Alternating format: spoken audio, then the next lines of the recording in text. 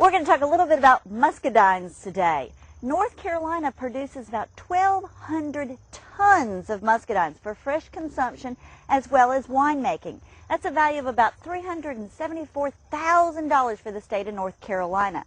Now, the muscadine is actually, oftentimes it's called a scuppernong, and it originated in North Carolina. It was discovered in North Carolina by the explorers and used by many of the colonists.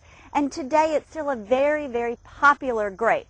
Now, I'm a transplanted Yankee, and we grow a lot of bunch grapes up north, the Concord grapes. So coming to the south, though, was a little bit, these are a little bit different. They are not a bunch grape. They form singly on the plant, and they have this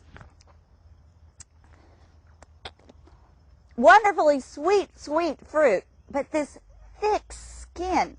And I didn't really know what to do with this when I first got here to North Carolina.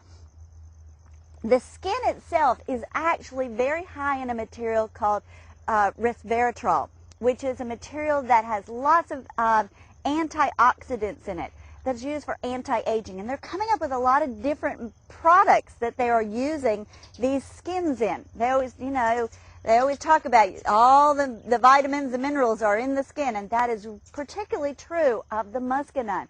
Now, the muscadine is a very easy plant to grow here in North Carolina, particularly in our region. And there are some varieties, such as this one. It's called Carlos. It is a bronze muscadine. Scuppernongs are usually referred to as the bronze ones. There's also some red varieties of muscadine. But Carlos, the bronze, is actually a self-fertile plant. So in this case, we just have one of these out in the garden, and it produces a multitude of grapes that we've got fresh for harvesting, or they're great to make jellies with as well. Now, there are other varieties that are not self-fertile, so you need to be careful about your choice.